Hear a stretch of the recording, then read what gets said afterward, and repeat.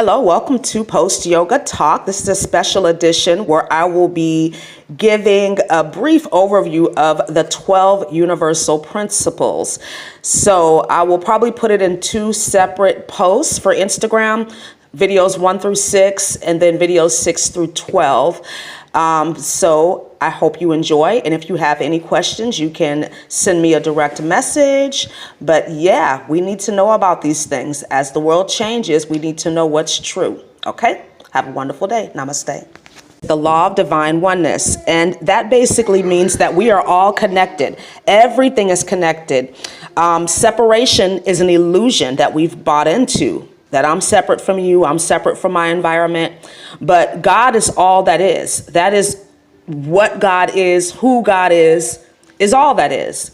So there is no separation, right? Think about the 100th monkey effect too, where those monkeys were put on an island and some scientists put some sweet potatoes out there and they started washing their sweet potatoes, and then monkeys from hundreds of miles away started doing the same thing. I'm paraphrasing, but that's basically what the law of divine oneness is. And when astronomers look out in space, that's what they see is one big plasma field, okay? So that's the law of divine oneness. Everything is connected.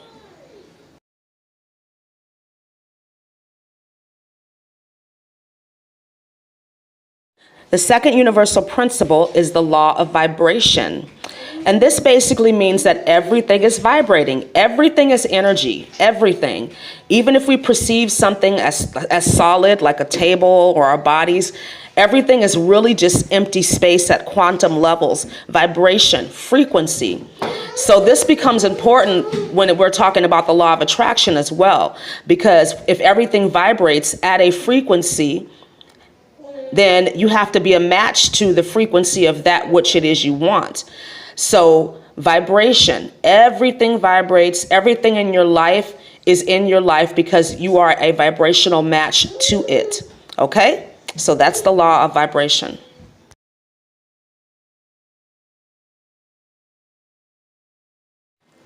The third universal principle is the law of action. And that basically means that if you want anything to happen, you have to take action on your inspired ideas, on the impressions that you get. The universe is not going to do it for you. And action can also change your vibration, change your emotions. Action is the process of creation. And I love that saying, let your actions speak so loudly that people hardly hear a word that you say. So yes, you taking action on your ideas, your plans, your thoughts is a universal principle. It's a universal law. Nothing happens until something moves.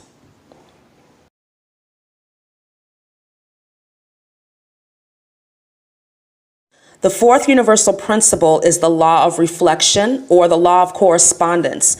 And this basically means as above, so below, as within, so without. Everyone and everything in your life is a reflection of you. The people, the situations, the things that you love in your life reflect those loving aspects of yourself. The people that you hate, the situations that you hate or dislike reflect those aspects of you that need healing. And the law of reflection is another way of describing projection. You project onto other people and situations, ultimately what you feel and think about yourself. So think of the law of reflection as a mirror, okay? Everything that's in your life is a reflection of you.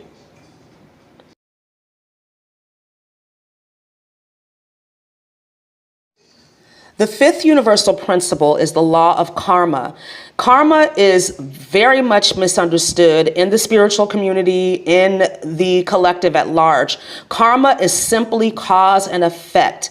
Nothing happens by chance or reason. Now, karma can be positive or negative, and that's based on the law of polarity, which I'll talk about in another video.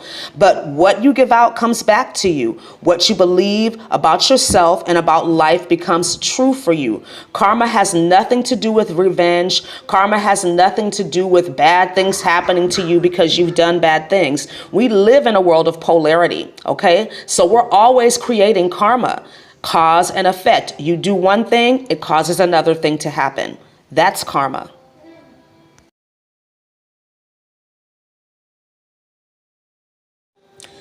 The sixth universal principle is the law of compensation.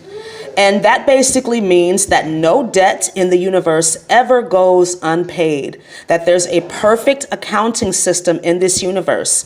And the law of compensation is also connected to past lives and to karma, right? So if you were rich in one life, maybe you're not so rich in this life.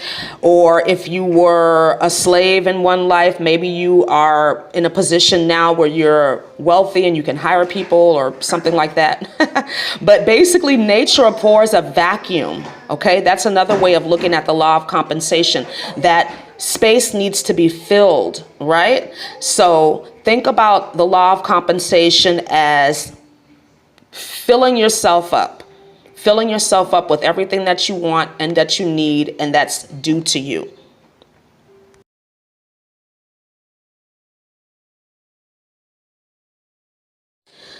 The seventh universal principle is the law of attraction, and we all know this one, right? The law of attraction basically means that which is like unto itself is drawn, and that's Abraham's definition, and I really like that. Gratitude speeds up the law of attraction. So if you want something to manifest in your life a lot quicker, be grateful for what you already have. And as I mentioned in another video, the law of attraction is connected to the law of vibration. And the law of attraction is also connected to divine timing and portal openings. Okay, so we are supported in energy through astrology, through these energy waves, through energy reports that are put out by other readers, that we are supported to attract certain things into our lives at certain times. Okay, so that is the law of attraction. The eighth universal principle is the law of transmutation of energy. It's basically the first law of thermodynamics as theorized by Einstein. But we have the innate power and right to change our lives. Energy is never created or destroyed. It only changes form. And we also know that no one ever really dies, that thought forms are energy. And depending on your resonant frequency at time of death, that will determine where you go, which realm you go to, okay? That's another video for another day. But basically, we have the ability to change our lives by changing the energy and the frequency that we hold.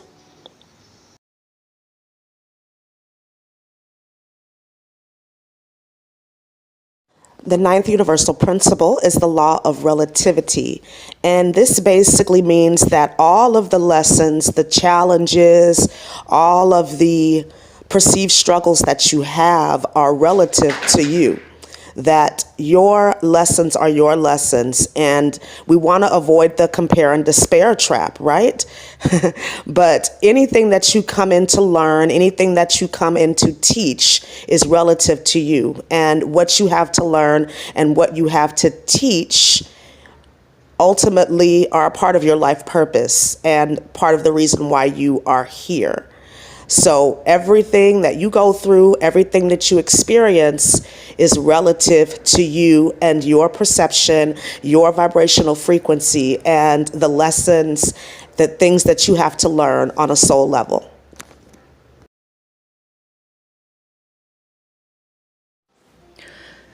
The 10th universal principle is the law of polarity. And this basically means everything in the universe has its opposite. We are living in a third dimension where we are subject to higher and lower frequencies. And so the question always is, will you choose love or fear? And this is one of the biggest lessons when it comes to this ascension process, is to shatter the illusion of our separateness and to move out of polarity thinking and processing, which requires us to see things from a higher perspective.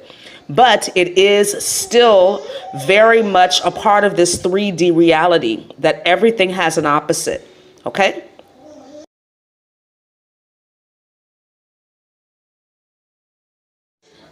The 11th universal principle is the law of rhythm.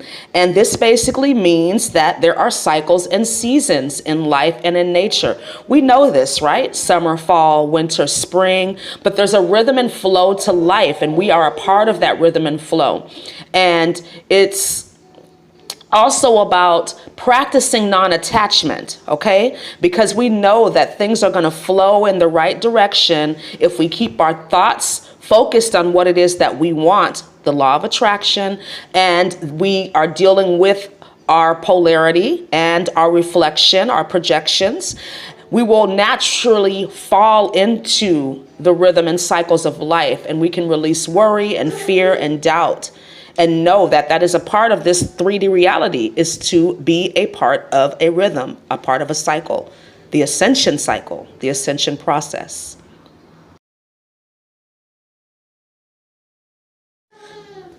The 12th universal principle is the law of gender. And basically that means that everything has a masculine and a feminine energy. It's the yin and the yang, and both energies must be integrated for ascension. We can't have too much of one or the other. And this is showing up a lot in the transgender community, in this whole thing where people are claiming that they're not particularly connected to any gender. Unfortunately, that violates universal principle, okay? When you prick your finger and you bleed and they have to identify you, or something happens to you and they have to identify what your gender is, they're going to be able to tell what you were born as from your blood. So that's a good indication that this is a universal law, a universal principle, okay? The law of gender. Thank you so much for watching, and if you have any questions or comments, you can leave them in the box below. I can be reached at my website, onebodywm.com, and I appreciate your support. Have a wonderful day. Namaste.